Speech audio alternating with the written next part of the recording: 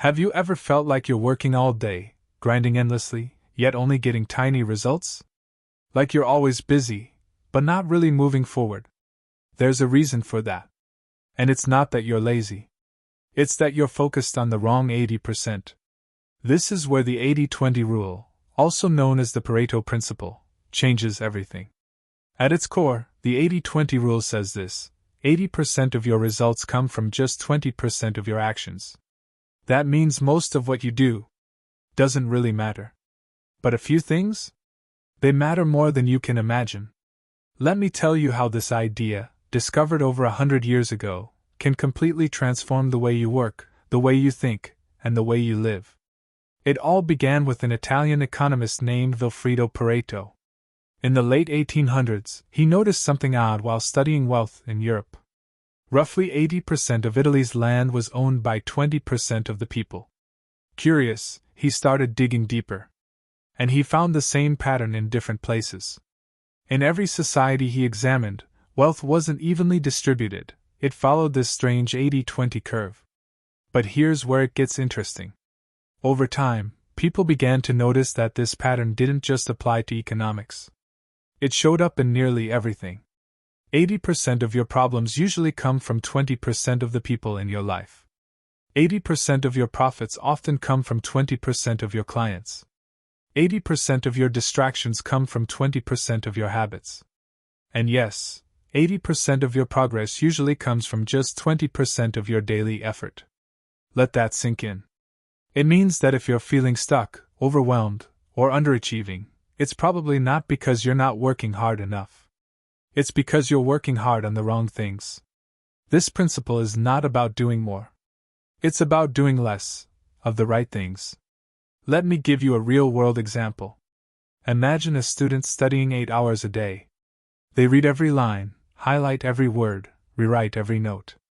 But they never stop to ask, what part of this material actually makes up most of the exam?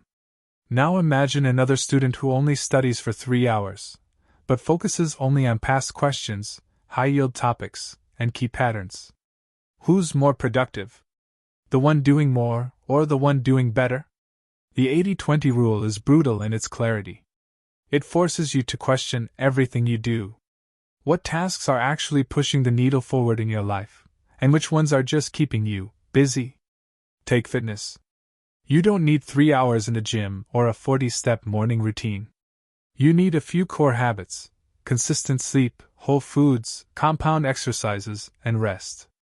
That's your 20%. And it drives 80% of your results. In relationships, it's not the hundreds of surface-level interactions that matter most. It's the deep conversations. The moments of real presence. The effort you give when it's uncomfortable. That's the 20% that creates emotional wealth. In business, this principle is even more powerful. If you're an entrepreneur, chances are only a handful of your clients, products, or decisions account for most of your revenue.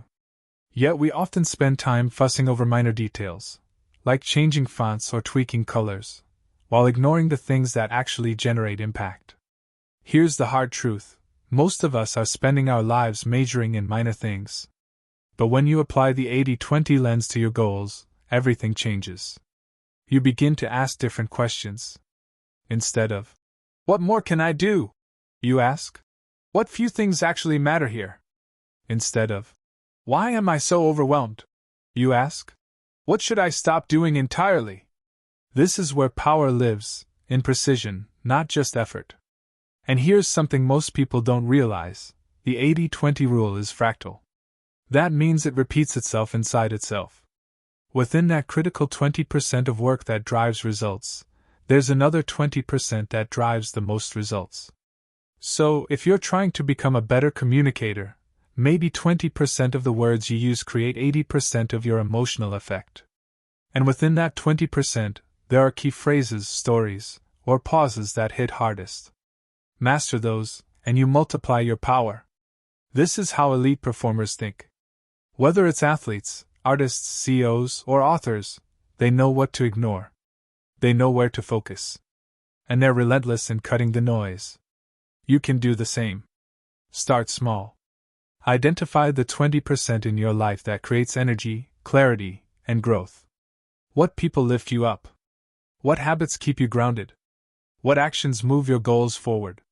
And then, look at the 80% that drains you: the doom scrolling, the fake urgency, the comparison, the obligations you say yes to out of guilt. Trim it. Not overnight, but deliberately. Remember, this principle doesn't mean doing less just to be lazy. It means doing less to do more. More impact.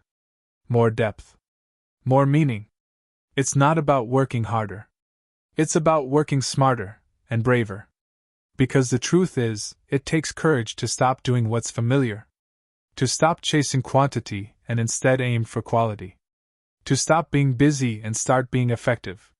The 80-20 rule is a mirror. It asks, are you living by default or by design? You have limited time, limited energy, limited focus. So use it where it matters. Use it on what actually builds the life you want. Because the rest? The 80%? That's just noise. And if you don't cut it, it will consume you. So the next time you feel stuck, ask yourself, what's my 20%? What's the handful of things that, if I committed to them fully, could change everything? You don't need more hours. You need more focus. You need more clarity. You need the courage to do less, but better. The 80-20 rule isn't just a productivity hack. It's a philosophy. A way to live. A way to lead. And maybe, a way to finally stop surviving and start thriving.